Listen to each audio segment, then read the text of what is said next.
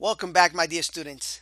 Now, on this lecture here, we're going to be learning how to create links.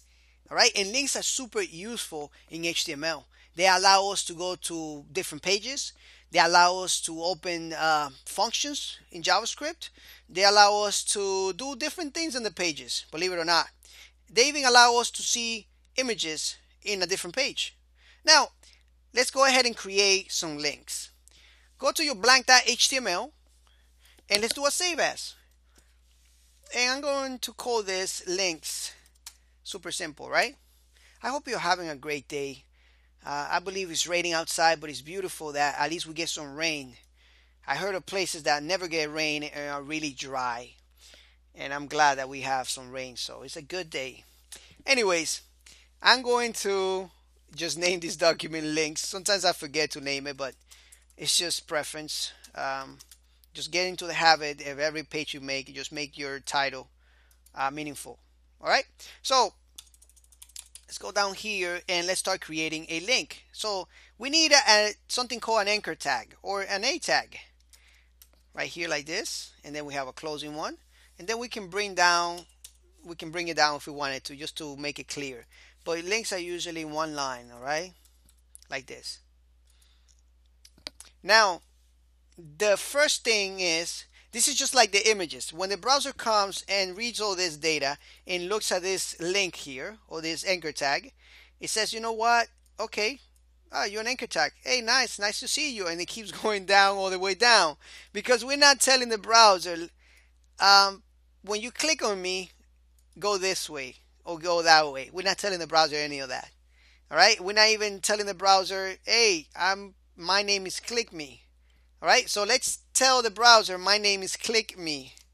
All right, now the browser is going to come down and see, oh, you are an anchor tag with a Click Me name. Click Me. Nice, bye. Because we're still not telling the browser to click to where, when we're not telling the browser that when it clicks on this element, it goes to somewhere else, right? So let's do that with an attribute. So the attribute for the anchor tag or the A tag or the link tag, whatever you want to call it, is href. And this href has a value. All right, and the value, can you guess what it is? Well, it's the source, right? It's the source where we want the person or whoever clicks here to go to, right? Well, the browser is going to come down and is going to assign that value there, right? It's going to visualize it for us later on. When we click it, it's going to make something happen. All right, now this is the visualization right here. The browser is going to come down and render this text, but then it's also going to render this action that's going to happen there. So where do we want this link to go? We want this link to go to images.html. Simple as that. All right, so let's go ahead and do that. See right here, the link is there. I'm just going to refresh it to take that out, and when I click on it, it takes me to image.html. And the reason why is because I'm not spelling it correctly. It's images. I wrote the word in my head and not in front of you. So sorry about that. Let's refresh it here, and still there, of course. Let's back it up and refresh it. There we go. Click, and now we are there. Look at that. Perfect. Let's go back to it. And now I'm going to show you another trick here. On this link here, and this link has different attributes, but there's another attribute that I want to show you. It's very useful. It's called the target. All right, and basically what this is that we're going to target this action right here to do something else, and we're going to target something called the underscore blank. Basically what we are telling this link to do, or the browser, is that when the user clicks here, we want to open a new tab. We want to open this location in a new tab. All right, so we refresh, and this tab is going to stay there, and then we're going to have a new tab like this open up there. All right, so when I click on it, you see the new tab open up, and I click on it again, we get a newer tab. All right, and again.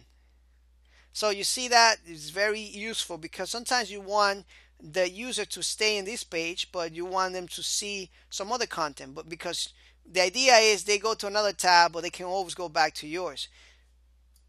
But if you don't put this there, then the user is going to go to another page, and they might never press back again to go back to it. All right, so it's always good to have them open a new tab, right? I always do that to all my links. All right, so anyway, thank you so much for watching this lecture, and I'll see you in the next one. Good job if you follow me. For those of you that did not follow me, remember, this is your learning here. Don't waste it by not doing what I'm doing.